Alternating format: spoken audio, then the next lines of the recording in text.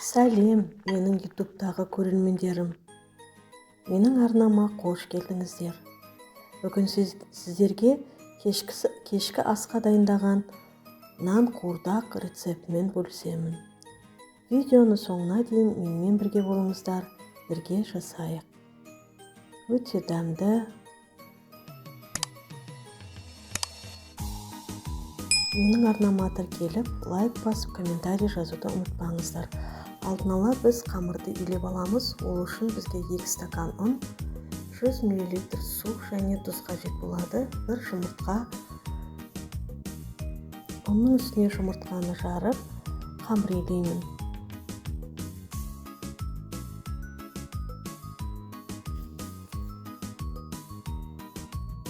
Қамырды кәдімгі етке салатындай етіп илеп аламын.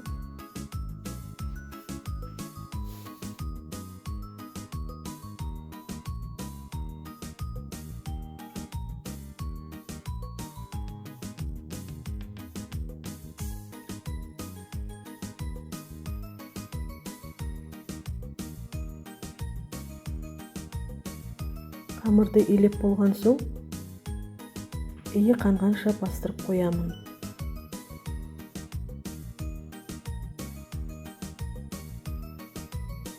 Бізге енді қажет картоп, пияз, сәбіз, қырыққабат және ет қажет болады.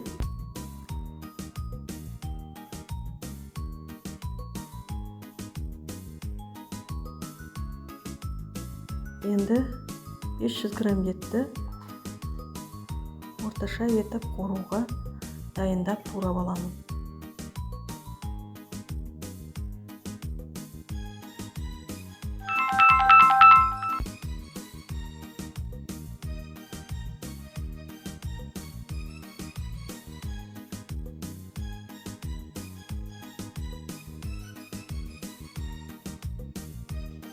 Етті турап алып жатырмын.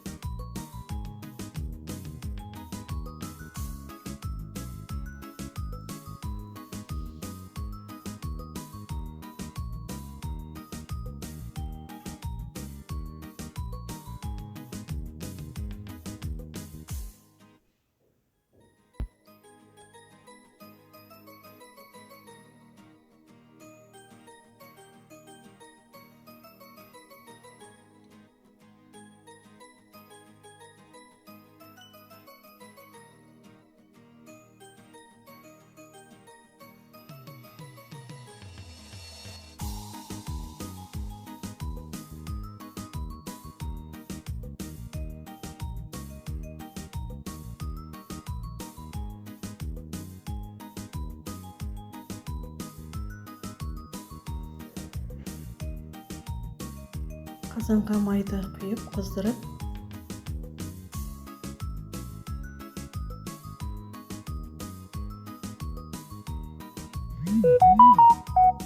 үстіне қызған майдың үстіне 3 қайтара жуылған етті саламын.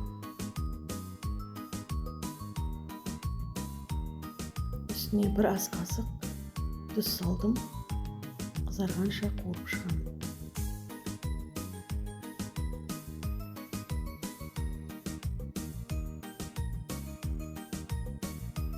Еттің үстіне, қуырылған еттің үстіне салу үшін пиязды турап аламын.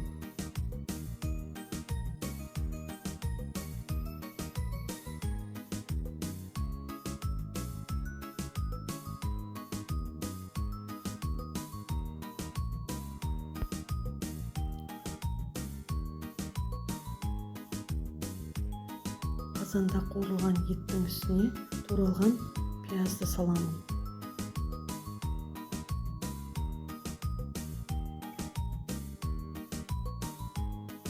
Жақсылап қызарғанша қуырамын.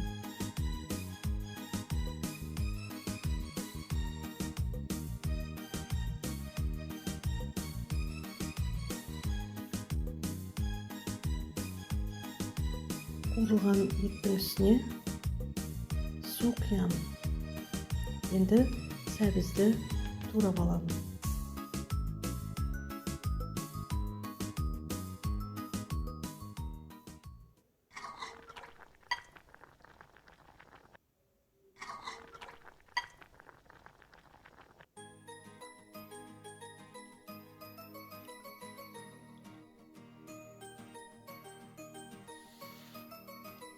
Сәбізді ұзынша етіп, одан кейін төртбұрышты етіп тураймын.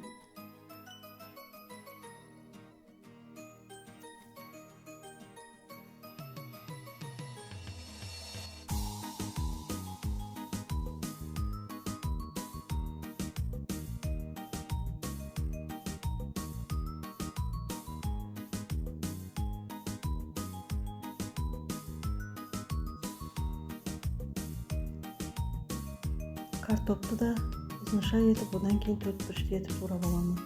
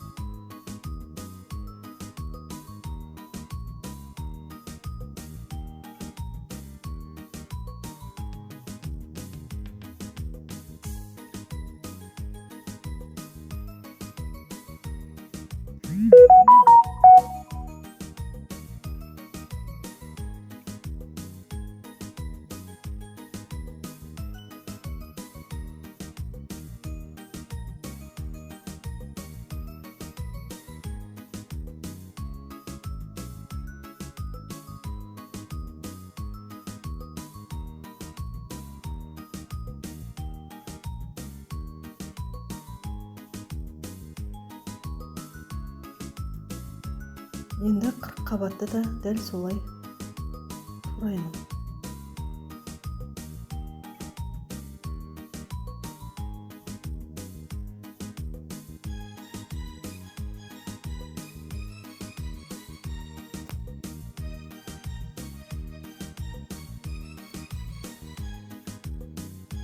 Қырық қабатты да турап жатырмын.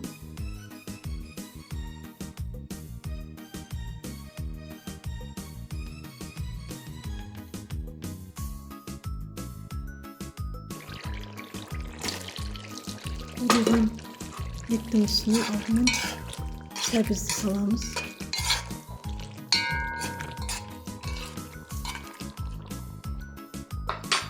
Кішкене жұмсарғанша қуырып, одан кейін картопты, қабатты саламыз. Болгар бұрышында, 2 дана болгар бұрышында қосуға болады. Менде болмағандықтан қоспадым.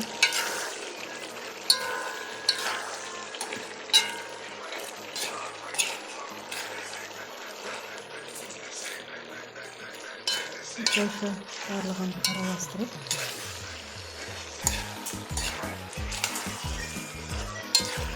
майға қуырып аламыз.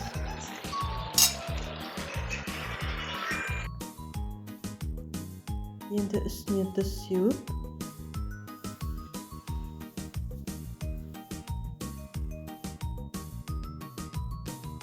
бір ас қасық томат салып араластырып қуырамыз.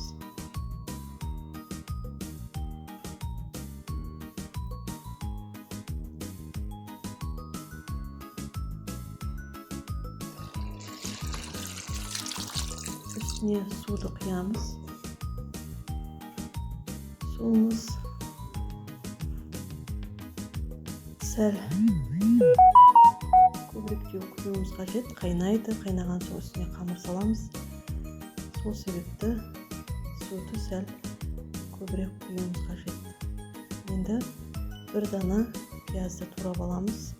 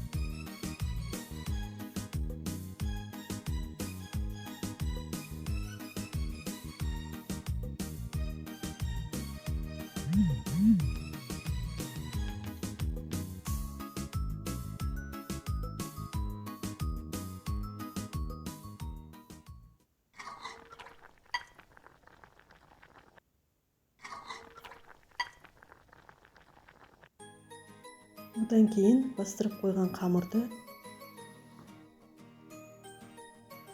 оқтаумен жаямыз.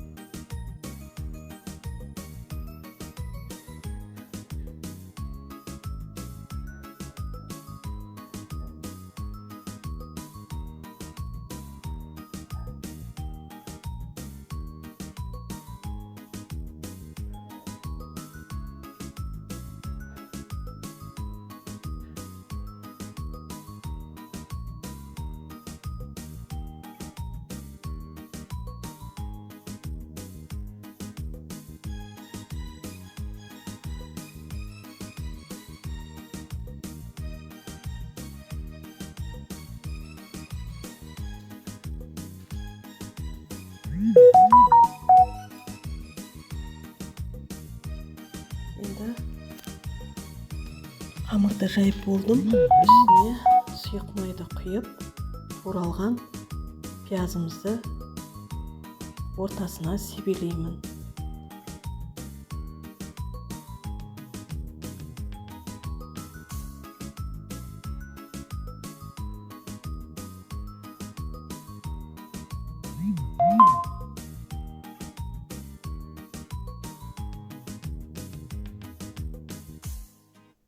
Пиязды қолыммен жайғастырып, қамырға жаямын. Одан кейін қамырды ораймын.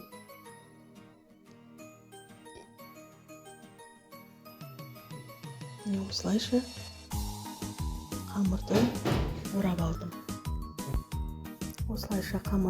алдым. Енді қайнап тұрған қазанға оралған қамырды саламын. Қамыр суға батып тұруы қажет. Мінекей, нан қуырдағымыз дайын.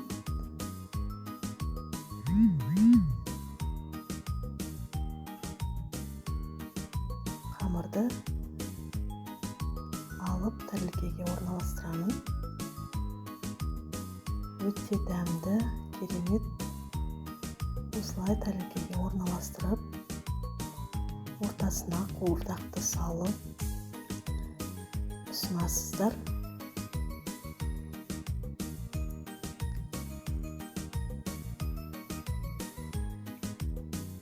Қамырынан кесіп, ортасына қуырдақтан салып жей бересіздер. Өте керемет, кешкі асқа дайындап көрсеңіздер болады. Өте дәмді шықты. Жасап көріңіздер. Сіздермен бірге болған Жанар.